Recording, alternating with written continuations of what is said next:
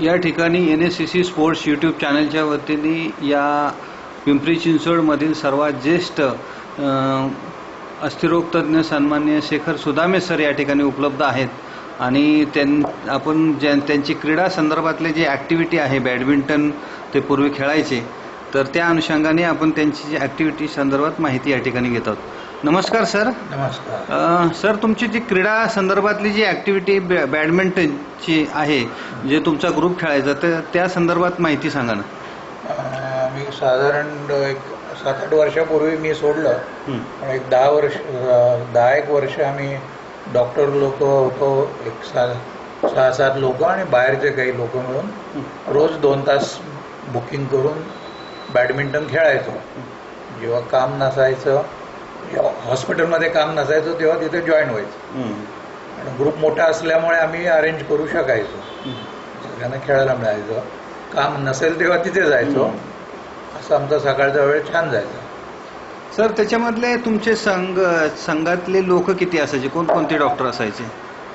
Doctor रत्न पारखी, doctor वाहन, doctor प्रकाश Kulkarni, doctor Aphale, doctor होईल गोलकर, असा आमच्या डॉक्टर लोकांचा ग्रुप होता. सर, तो साधारण किती ते किती टायमिंग असायचं सर? सकाळी 7 ते 9 या टायमिंगमध्ये बुकिंग होतो. सरावाचा फायदा काय वाटायचा सर तुम्हाला? एकदम छान जायचा दिवस. काहीतरी काम तरी करत असायचो, नाही तर खेळत तरी असायचो. दिवसाची सुरुवात छान झाली की दिवसही छान जायचा.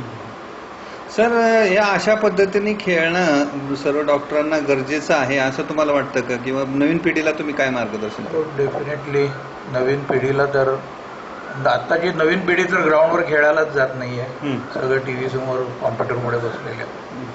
प्रॅक्टिकल अनुभवाकरता स्वतः जाऊन खेळणं किती महत्वाचं आहे, तर तुमची तब्येत नीट राखायला खूप फायदा होईल त्याचा.